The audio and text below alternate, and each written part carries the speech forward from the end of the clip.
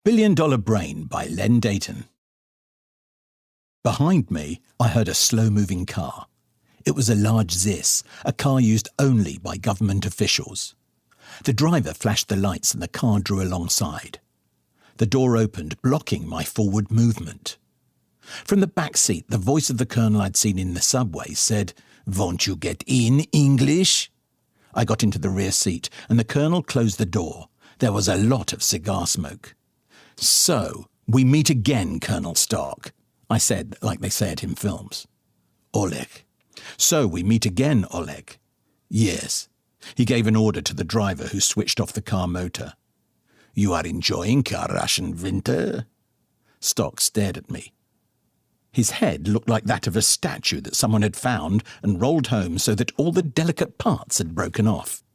"Yes," I said, "I'm enjoying the Russian winter. Are you?" Stark tugged at his fleshy chin. "We have a saying in my country. For him who stands at the top of the tower, there is no other season but winter." "Yes," I said, although I still don't understand what that proverb means. "You are involving yourself with a particularly foolish and headstrong group of troublemakers. I think they are exploiting you. When I move against them, do not expect me to treat you differently from the way I treat them. It may be that you are investigating these evil people on behalf of your government, or it may be that you are ordered to cooperate with them. They are troublemakers, English, but they will find that I am more expert at making trouble than they are." The Book of Ultimate Truths by Robert Rankin. Cornelius turned his key in the lock and quietly entered the ancestral home. He'd not been altogether honest with the parents regarding the job situation and considered it prudent to steal silently away to his room rather than construct explanations for his early return from work. As he made to sneak up the corridor to the stairs, the sounds of heated debate reached his ears, issuing from the front parlour. Cornelius knelt and pressed an ear to the keyhole of the closed door. "And I still say the boy should be told," came the voice of the daddy. "And I say he shouldn't," came the voice of the ecologically sound mama. "But the rare mutant strain in his makeup could save the world. A pension plan and prospects is all he needs." "You're missing the point, woman."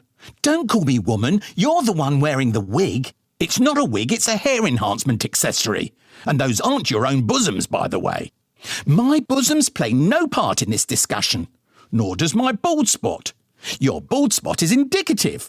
Of what? Of your bald outlook on life. And who made it bald? You with the socks stuffed up your front? They're matronly. They project a warm and caring image. The boy needs that, and he needs a haircut also." "He can't cut his hair. It's big hair. Famous people always have big hair. You don't. I'm not famous. I should never have married you. My mother was right. You never had a mother. Of course I had a mother. She was a pillar of the community. She was a figment of your imagination. You never had a mother. I never had a mother. You know that. But what about the boy? He should be told." "We can't tell him. We took the oath. He must never be told. He'll find out for himself when the time is right." "The stuff of epics," said the daddy. About that, Cornelius swung open the parlour door without knocking and strode into the room. The Princess Bride by William Goldman. Inigo did what he always did before a duel. He took the great sword from its scabbard and touched the side of the blade to his face 2 times, once along one scar, once along the other. Then he examined the man in black. A fine sailor, yes. A mighty climber, no question. Courageous without a doubt. But could he fence? Really fence? Please, Inigo thought, it's been so long since I've been tested. Let this man test me. Let him be a glorious swordsman. Let him be both quick and fast, smart and strong. Give him a matchless mind for tactics, a background the equal of mine. Please, please, it's been so long. Let him be a master. "I have my breath back now," the man in black said from the rock. "Thank you for allowing me my rest." "We'd better get on with it then," Inigo replied. The man in black stood. "You seem a decent fellow," Inigo said. "I hate to kill you." "You seem a decent fellow," answered the man in black. "I hate to die." "But one of us must," Inigo said. "Begin!" And so saying, he took the six-fingered sword and put it into his left hand. He'd begun all his duels left-handed lately. It was good practice for him, and although he was the only living wizard in the world with his regular hand, the right, still he was more than worthy with his left. Perhaps 30 men alive were his equal when he used his left, perhaps as many as 50, perhaps as few as 10. The man in black was also left-handed, and that warmed Inigo. It made things fairer, his weakness against the other man's strength. All to the good.